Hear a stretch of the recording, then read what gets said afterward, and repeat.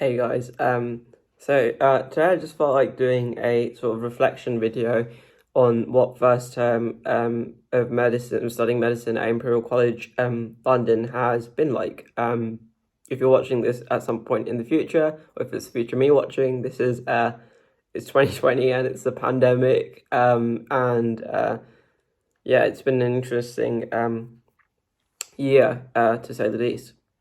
So as you can see, I've got my breakfast here, and after I sort of finish this video, I'm probably gonna go out for a walk. But yeah, so I'll start off by just kind of giving some context in case you're a potential sort of applicant watching this, thinking about studying at Imperial College and you want to do medicine.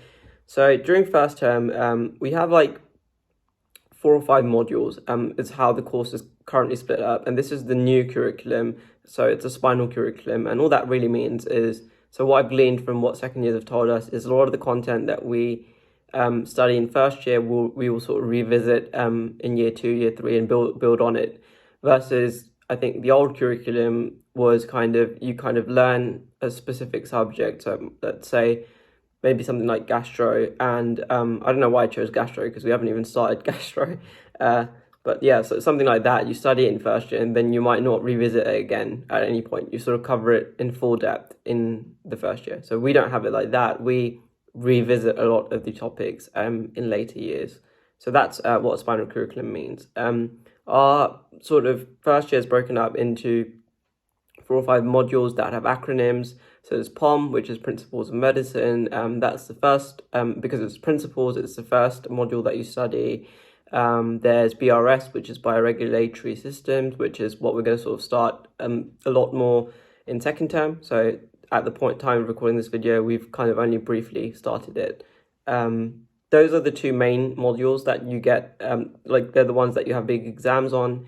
Then you have PCH, which is, I think, actually I can't recall what it stands for.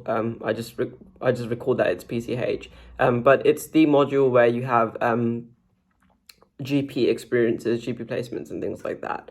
I haven't personally yet had my first GP placement, so I'm looking forward to that in second term. The other module is LMAP, which stands for Lifestyle Medicine and Prevention, and as you can imagine, it's about how we can sort of prevent diseases versus treat them after the fact. It's been a very interesting module. I'll sort of expand on that in a bit. And I think that's really it. There's one other module, which is CSI, which is Clinical Sciences Integration, which is very interesting. With that module, basically every fortnight, every 2 weeks or so, they give you a case. So you might have, for example, a patient that has diabetes, that has come to visit a GP with complications or something like that. And you explore the impact that it has on the patient. You explore the disease that is causing the illness. You explore the illness itself, so the experience of the illness. And it's very practical and application-based. And you later have tests on it. So the tests are very interesting as well, the way they do them. There's something called an IRAT, which is an individual readiness assurance test or something like that, and a TRAT and a TAP, which are just team-based versions. Or TRAT is a team-based version of IRAT. A TAP is a group task, so where you might have to design a poster or something like that. I'm kind of worried that if you're not a medic, a lot of this will probably it's just words coming at you. But if you do come to Imperial at some point, all of this will probably make a lot more sense. So yeah, it's that module in particular I've enjoyed quite a bit. Just because we get to do a lot of group work. So at this point, because of obviously COVID, it's all online. So we do Zoom-based teamwork, which is really interesting. One of the things you quickly learn is obviously when you answer things as a team. So the difference between the IRAT and the TRAT is just that you do it as a team. So you have a small group that you do it with. And you find that generally you get more correct answers because everyone's sort of contributing, and any kind of mistakes in reasoning or thinking can be picked up on by other students. So that's that. So what would I say? How's first term sort of been? Overall, really, really good. I don't mind the online stuff. So because I live at home, I think that it's probably helps. Whereas where I feel like if you were living on campus, it would probably feel a bit, like it's not the same. But for me, it's like it saves me a commute generally. I don't mind commuting, but it saves me the travel time. And when a lot of these stuff is organized now in something called goals, which is guided online learning. That's just independent learning. So it will be recorded content that they've recorded, lecturers have recorded, and sometimes text with it. And that's how you study it. And you can do that at your own pace, which works really well for me. There's other kind of teaching methods, which is called live online teaching, where they basically, it's something you've covered in a goal previously. So you've independently studied it a week before, and then 1 week later, you'll have a live online teaching on the same thing where they might test you. It's not you individually, it's generally quite a big group. Our cohort, so for our year, we have like 408 or something students. So the way it's structured is it's broken down into different groups, like large groups. They're called AX, AZ, AY, and A something.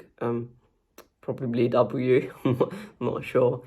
So yeah, and we don't really generally meet people outside of, so I'm in AX, I think, and I don't know a lot of people in AY, AZ, vice versa, which is a bit of a shame. But I'm assuming that's going to change as we move into second, third year, and hopefully, it's not still pandemic season. So yeah, I'm going to drink a bit of tea because I feel like I've been talking for 6 minutes now. As you can see, I'm quite new to this. Well, I'm not very, very new to this, but yeah. I used to do YouTube videos before a long time ago, but they weren't very successful. So maybe for another video, in the future, I can talk about that. So those are how kind of our modules and teaching is broken down. We haven't had any exams except for CSI, where we have the tests count. So every test that we have every fortnight or so, it counts. But it's a very small percentage. And like I said, because you have some aspects of it which are based on teamwork, it's very difficult to sort of fail. So that's a good thing. POM has been interesting. It's called Principles of Medicine, is what POM stands for, POM. Yeah, I know a lot of students don't really like POM because it's a very sort of science heavy, and it's learning sort of individual pathology of diseases and how different system works, and you'll be revisiting things like the Krebs cycle and immunology and things like that.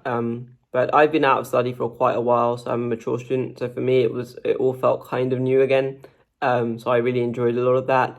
And hematology, surprisingly, I really have enjoyed so far, although I need to revisit it.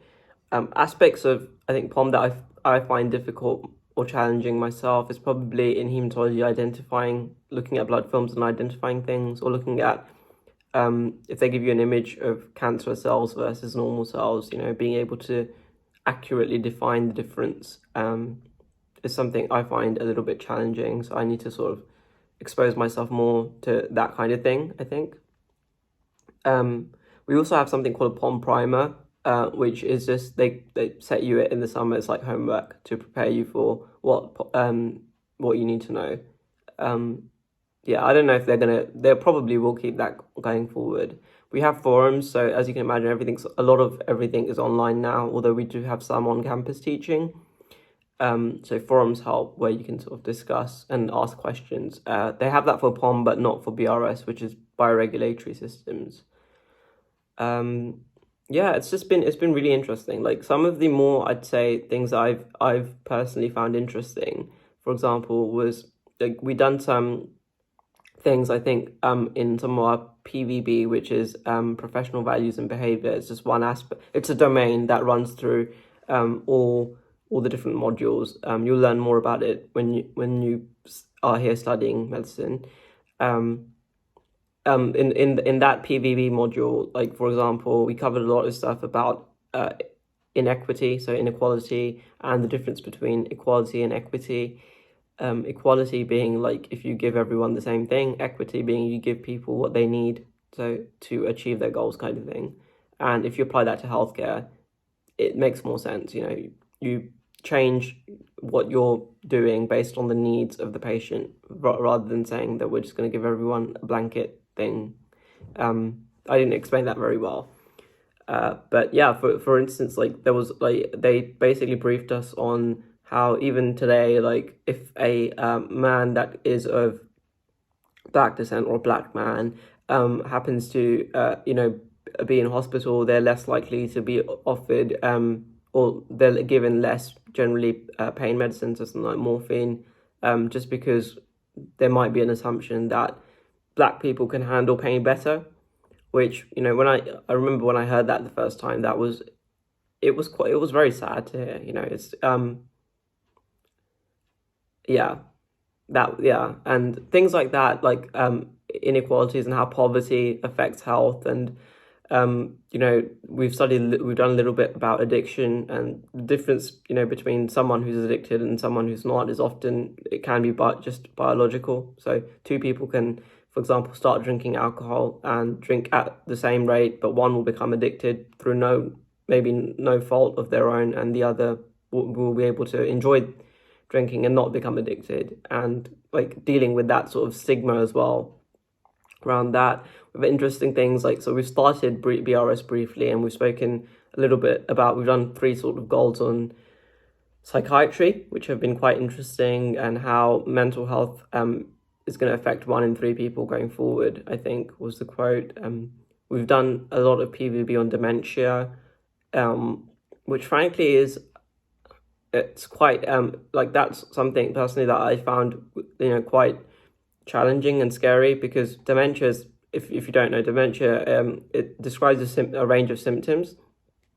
One of the primary diseases that cause it is Alzheimer's, and patients that have dementia will tend to slowly, it affects your memory, your thinking, your orientation, physical movements, and basically parts of your brain are slowly, there's atrophy in there, which just means it's dying, it's become smaller. Brain cells are dying, and there's no cure for this, for any of the current diseases that cause dementia. And as you can imagine, it's a very challenging thing, not only for someone that will experience the disease, but also for carers, because you slowly see the person sort of wither away, which is very, very sad. But there were a series of videos that we looked at. I think this will be the end of this video, so I'll just finish here. There were a series of videos, I can't remember what they were called, A Walk in the Life of a Dementia Patient, something like that, they're on YouTube as well. I think it's the Alzheimer's Society that made these videos, so you can probably find them on their website. And they gave us, as part of one of our PVB tasks, they asked us to watch these videos. And these are 3D videos or VR videos. So I ended up buying like a Google Cardboard thing from the Science Museum to watch these. And yeah, watching them was really, really interesting. I mean, one of the videos was like what it's like going into a shopping mall if you have, dementia, or if you have memory problems and stuff. And yeah, it was kind of very, like, it really put me in the shoes of the person that would experience something like this. And it was, I can't even describe how, it was just really, really interesting. I won't say enlightening, but very interesting. And it's a very effective way, I thought, of developing empathy, because I feel like that is something that will probably stay with me for a very, very long time.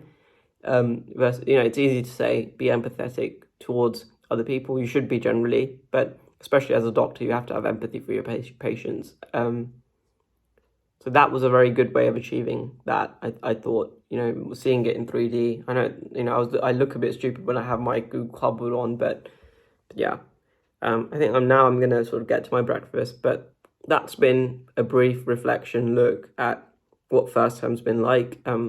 Really looking forward to second term. I don't know if it comes across that I really enjoyed first term. It's been challenging because of being at home quite a lot, and I'm in London, so we're in Type 4 lockdown right now, just after Christmas. I don't know if you can see, no you can't, oh, maybe you can see my Christmas tree kind of at there, yeah.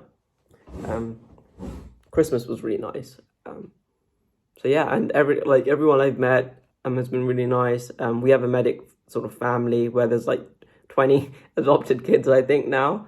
But all the second years also have been really kind and helpful and generous with their time. Yeah, I might do a future video on what it's like being a mature student. So I'm 26, and yeah, and how that's been. Although I'd kind of just, I'd finish just by saying, you know, at 26, you don't really feel that different to 18. I don't know if that's just me. I mean, a little bit more mature, I guess, wiser, but I don't know if I'm wiser. But yeah, you don't really feel that different. It's just time has gone on a little bit, I think. Yeah. There have been some really nice quotes. I'm just lingering now, but there have been some really nice quotes as well, like that they not taught us, but they showed us, like when we had our introduction weeks. I can't remember who the quote is by, but it was something like someone that, I'm just going to butcher the quote, but it's about a sea and doctors and patients, and it's like, you know, someone that studies medicine from books, is whatever, and someone that studies medicine without having access to patients or without looking at patients doesn't go to see it all, and someone that goes, I've just butchered it. I might put it in the description box or something. Yeah, right, cool. Thanks, bye.